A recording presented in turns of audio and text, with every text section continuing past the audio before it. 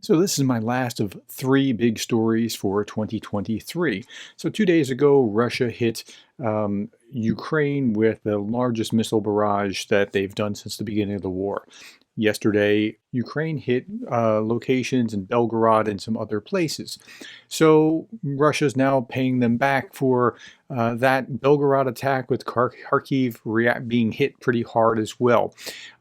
What's interesting about this was that the Russian secretary or the ambassador to the UN called for an emergency meeting at the UN Security Council because of this. Russia said the Ukraine attacked the city of Belgorod with missiles and rockets, killing at least 21 people, wounding dozens more, including 17 children, according to local authorities.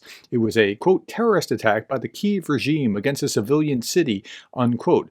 Now, I don't think you want to talk about what happened the day before, but what's more interesting than that is that that's in the context of what was actually happening. Apparently, the story is, and we can see this now, that it was Russian air defense trying to shoot down Ukrainian missiles that were headed for military targets behind Belgorod. And here you see from reporting from Ukraine, they put their targets behind Belgorod. Ukraine's trying to hit them. They shoot at these over Belgorod and they fall down in the city. That's what it appears like. I could be wrong, but this is what it looks like. And this is Operator Starsky talking about exactly what happened. Higher MLRS. Several shells and cluster parts from the intercepted Olha missiles hit the city of Belgorod. As a result, at this point, 12 civilians and 2 children died.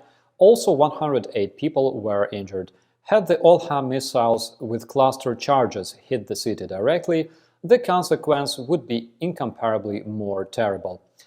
Basically, the Russian terrorist organization known as Ministry of Defense admitted that its air defense killed the Russian civilians because as of today there is no evidence of the civilian targets being directly hit by the missile shells or drones in Belgorod.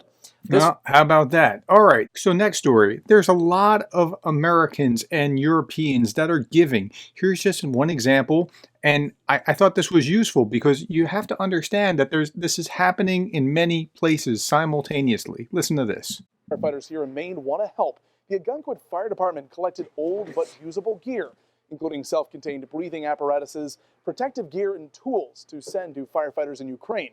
They received donations from Sanford, Saco, New Gloucester, Bethel, and Rangeley, as well as fire departments in New Hampshire and Massachusetts. Sure, and this is happening, and it's happening on our channel, the fundraiser with Greg Terry.